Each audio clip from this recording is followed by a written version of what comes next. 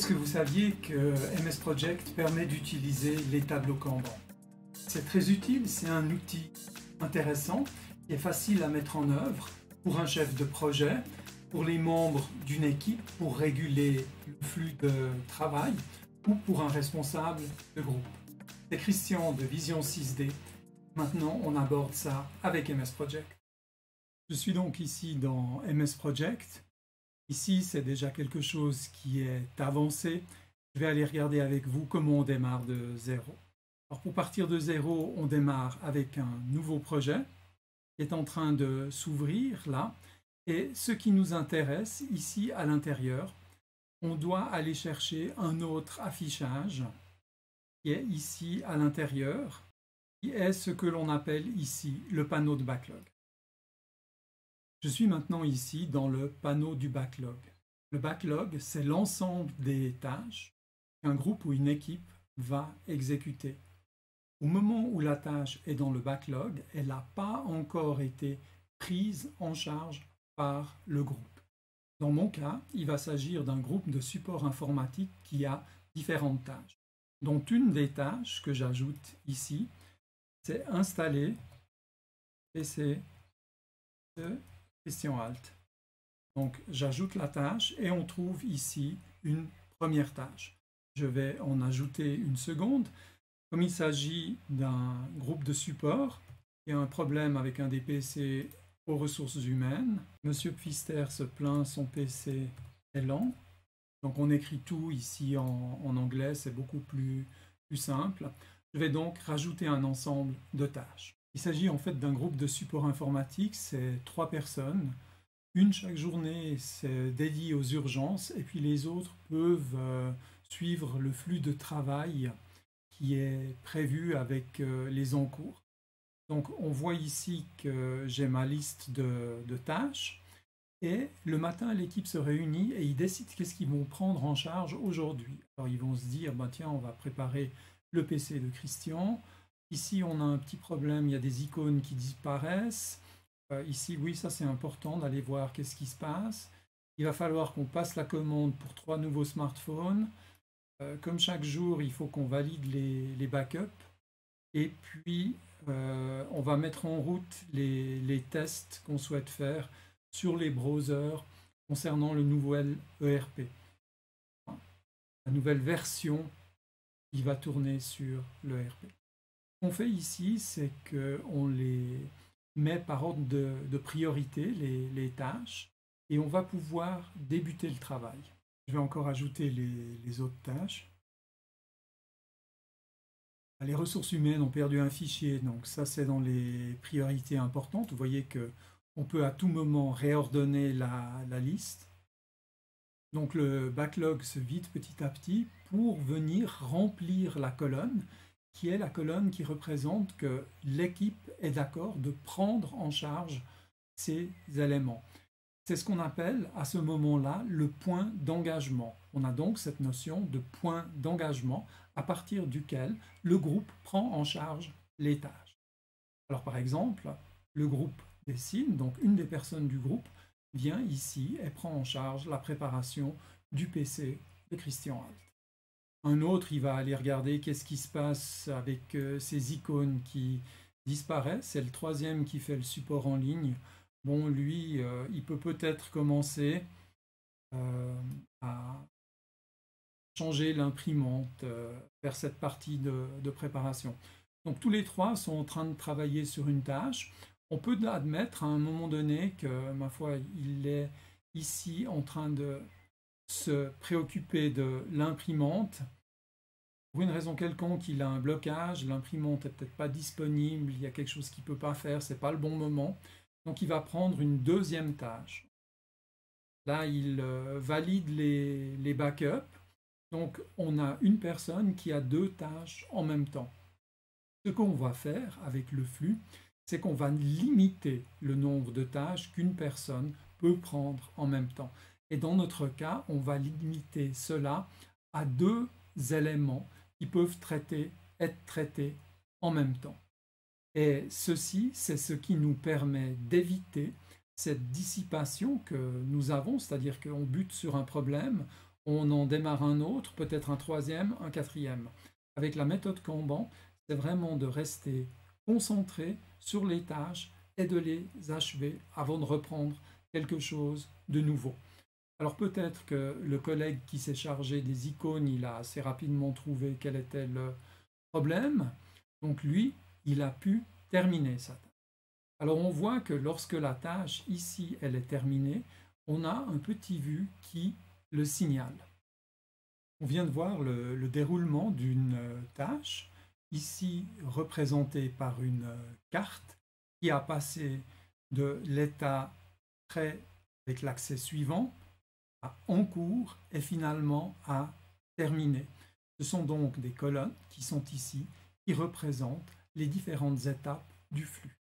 Le collègue qui vient de terminer, il va à son tour maintenant prendre de nouvelles tâches. Donc il glisse la carte par exemple ici du fichier perdu aux ressources humaines et puis il dit en même temps je vais m'occuper de la commande des 3 nouveaux smartphones.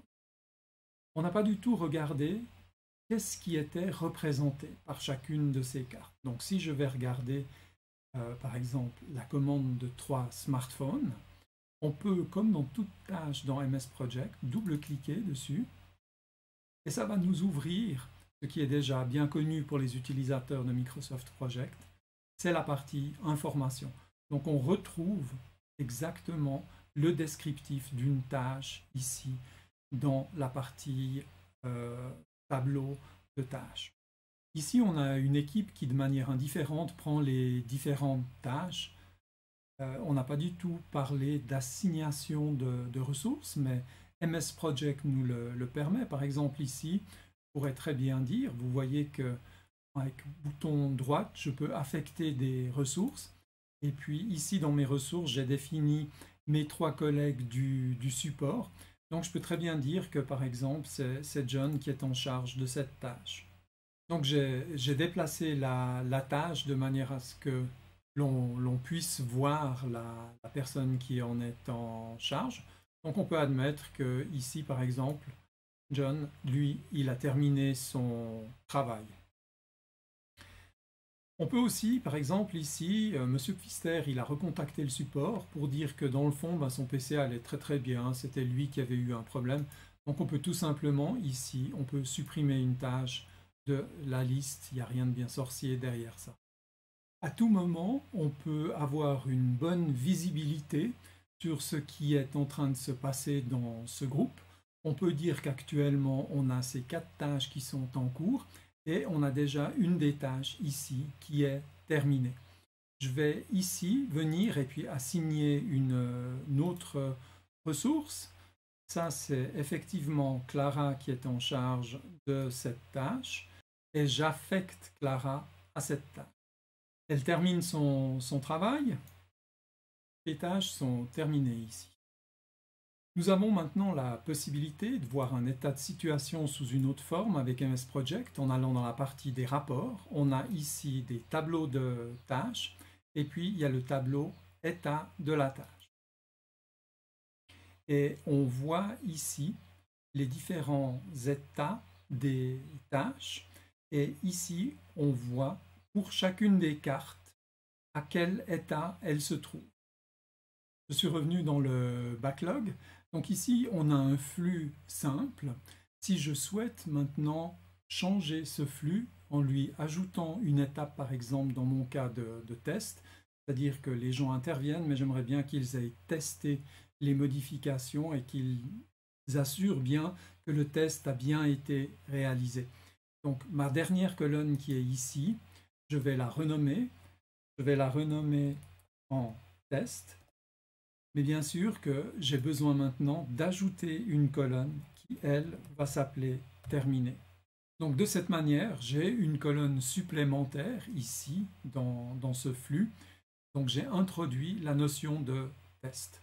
Donc par exemple, lorsque les 3 smartphones ont été commandés, c'est évident qu'il n'y a pas de test à faire, donc il peut directement passer dans la partie terminée. Par contre, lorsqu'ils vont changer l'imprimante à la comptabilité, j'aimerais bien que ça passe par la partie de test et uniquement une fois que c'est testé, l'amener dans la partie terminée. J'ai encore effectué une modification ici.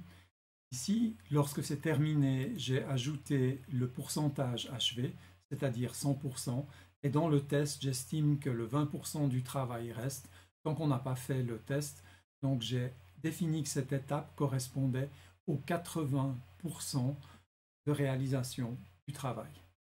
Les travaux ont donc avancé et chacun n'a pas pu prendre plus que 2 tâches en simultané. Donc ces choses ici ont avancé. Ça c'était essentiellement du test. Et on va voir qu'une chose intéressante, j'ai laissé 3 tâches ici au début que l'on va maintenant placer dans le démarrage. Donc pour que cela soit plus facile, je vais libérer un tout petit peu de place ici en admettant que différents travaux sont terminés. Ici, ce sont des tâches comme les autres dont on retrouve les cartes. La seule chose que j'aimerais faire, c'est mettre une date d'échéance. Alors pour cela, je vais aller sur cette carte et puis comme dans le cas d'une tâche normale dans MS Project, je vais lui mettre une date de fin ici. Donc je vais la projeter en disant que ça, ce sont des nouveaux collaborateurs qui vont commencer le 20 juillet, donc ils ont besoin d'avoir des équipements à cette date et je vais également utiliser la chronologie. Donc on voit ici qu'on a la livraison de 2 PC. Donc la commande en elle-même, il faudrait la faire le plus rapidement possible. Donc de nouveau, de la même manière, je vais dans les informations et puis je vais donner une date de fin. Cette fois, il faudrait que d'ici à demain, cela soit fait et je vais également l'afficher dans la chronologie. Donc on retrouve la commande qui doit partir et puis vraisemblablement que la préparation va pouvoir se faire dès que nous aurons la livraison. Donc de la même manière, ici, ça doit être achevé au moins la semaine avant la livraison avec un tout petit peu de marge. Donc je dirais qu'au 16 juillet, on va devoir terminer la préparation des équipements. Donc de cette manière-là, on voit que l'on peut à la fois combiner le tableau Kanban avec la chronologie et suivre les étapes de ce qui est en cours. On a donc une très bonne visibilité sur les encours avec le tableau Kanban. On voit également les échéances importantes grâce à la chronologie. Et puis, les tâches sont limitées, dans notre cas, par ce qui s'appelle le VIP Limit, Work in Progress Limit. Et ici, nous rencontrons ce qui s'appelle le point de livraison. Donc, les caractéristiques de Kanban, c'est une visibilité, c'est extrêmement transparent, une limitation du nombre d'encours, et puis un point d'entrée qui est le point de démarrage, le point de prise en charge, et un point de sortie qui est le point de livraison. Ça, ce sont les caractéristiques générales de Kanban, et c'est aussi celles que l'on retrouve dans l'implémentation de Microsoft Project. On vient de voir comment on réalise des tableaux Kanban avec MS Project. C'est simple, c'est facile à mettre en œuvre et ça rend le travail beaucoup plus visible. J'espère que vous avez apprécié. Moi, j'aime les likes. Vous pouvez commenter et surtout inscrivez-vous. Ça m'aide à obtenir de nouvelles fonctions sur YouTube et puis des nouvelles fonctions vous seront utiles à vous aussi. En attendant, je vous dis allez, à très bientôt. Ciao, ciao.